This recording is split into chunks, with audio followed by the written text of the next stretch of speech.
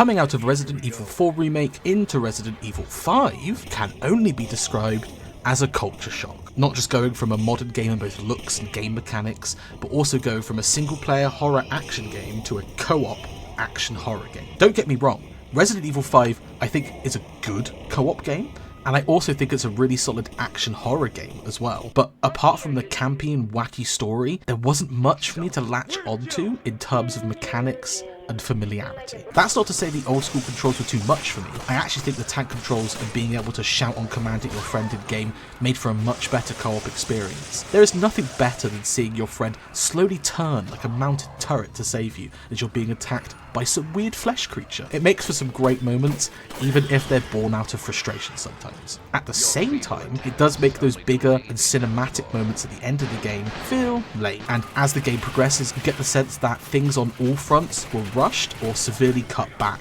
as by the time you hit the end of the game, it just kind of whimpers away. It's over. Yes.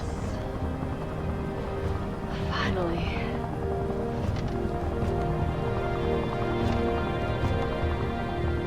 More and more, I find myself wondering if it's all worth fighting for.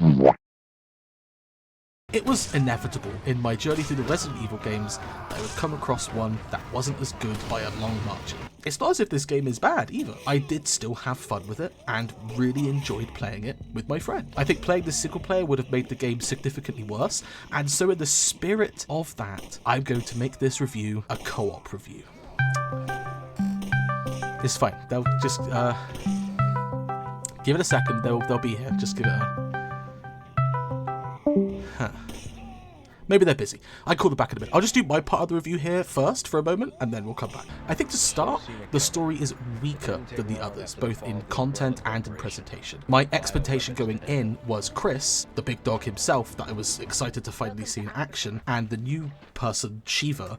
My name is Sheva Alamo. We're going to investigate bioterrorism in Africa and shut it down.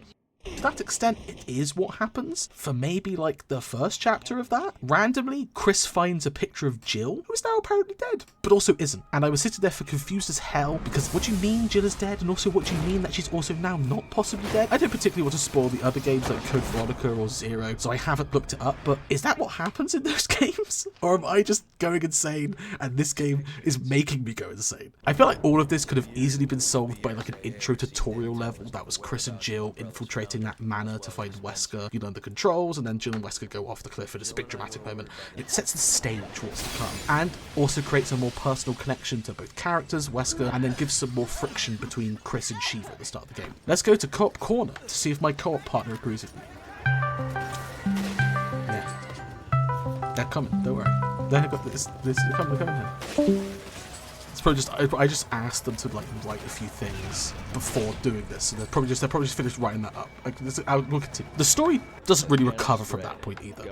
It throws tons of shit at you, like the new group Chris works for is like the BSAA, and they fight evil monsters with trained soldiers who all suck. But they are also funded by another big new group called Tricell that is majorly evil, and there's a plague doctor, the evil doctor, the evil CEO, Wesker's also working in and around all these facilities and places, and none of it's really ever explained, and the text documents just make things more confusing. Some spoilers here if you haven't played hit game Resident Evil 5 from like 50 years ago, but at one point near the end they reveal that Wesker is like this eugenics creation to be like the perfect human, and there are all these documents to reveal that there are like 50 million clones of Wesker. Hi, it's me for the future. I'm editing this, and I just gotta say, because I just want to bring it up, it's not clones of Wesker. They're like children who are orphaned or like really smart, and they were taken as kids and trained up by like Dr. Wesker and Project Wesker, and all given his last name. So like Albert Wesker is just like the main one, the biggest, like most successful one, not a clone of like an original Wesker. Like I said here, I don't know why I said that, for some reason I did, so that's just me correcting that. And it comes at like literally the end of the game as this big reveal, but I'm still struggling to figure out who like the stupid CEO woman was and why she was built up as like this big figure and then died in like 20 seconds. It's just incredibly messy, and I'm not sure if that's from several different ideas overlapping or if it's from troubled production cycle and last minute rewrites. It feels like the latter, because they throw in a lot of stuff that feels planned out but doesn't really fit the overall narrative as well as it should. But you've heard enough about me, you've heard me talk about Resident Evil so much. Let's hop over to Co-op Corner and see what they thought about the story. hop over to hold on, let me just message him.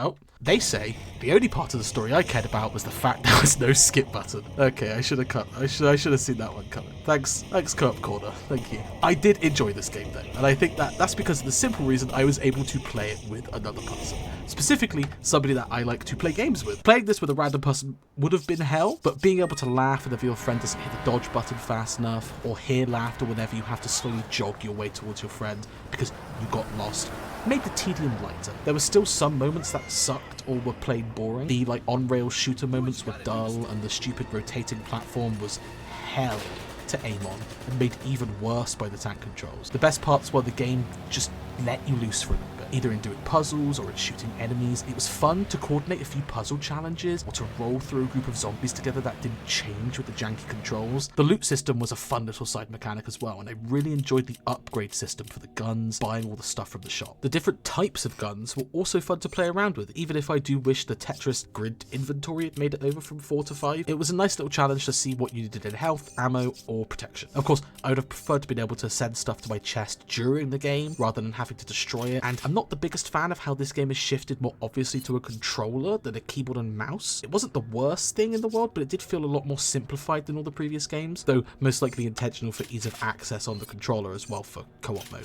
Now, Co-op Corner, is Spit gonna die? What did you think of the shoot? Oh, I'm receiving a message. I love blasting things with the machine gun, but that bitch Chris was too big, he couldn't do shit. Thanks again, Co-op Corner. I think that's enough from you and for this bit. To die forever and to never come back. My only major complaint is that the level design felt like it took a step down with every chapter of the game. It started off fairly strong with a few tight levels designed to have you work as you're moving through the city, and it really blew up big with the whole open exploration thing on the lake. But after that, only the environments really looked good. The levels themselves kept getting more and more linear, more and more segmented off, before the final few bosses are simply running tracks that are incredibly underwhelming and lack any variety or even complexity like some of the bosses from the earlier games. I will say that it is the original game, not a remake like 2, 3 or 4, but it still has to stand up to modern expectations, especially someone like me who's playing these games for the first time all the way through. These levels weren't as good as their remake counterparts, and it's something I was constantly thinking about through the game. Little moments where the controls were taken away from me that felt more forced than usual video game shenanigans. The end boss, for example, is a good fight. An odd fight, and then nearly 10 minutes of cutscenes before another odd fight.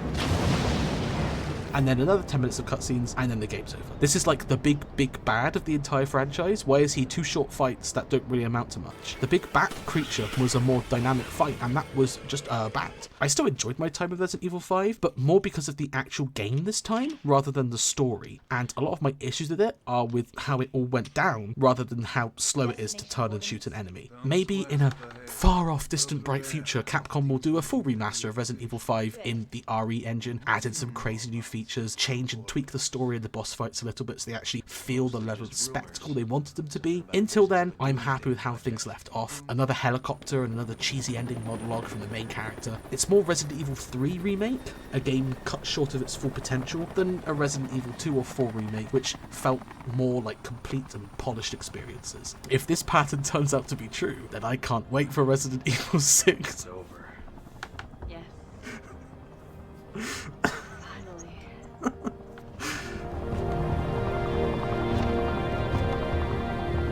More and more, I find myself wondering if it's all worth fighting for.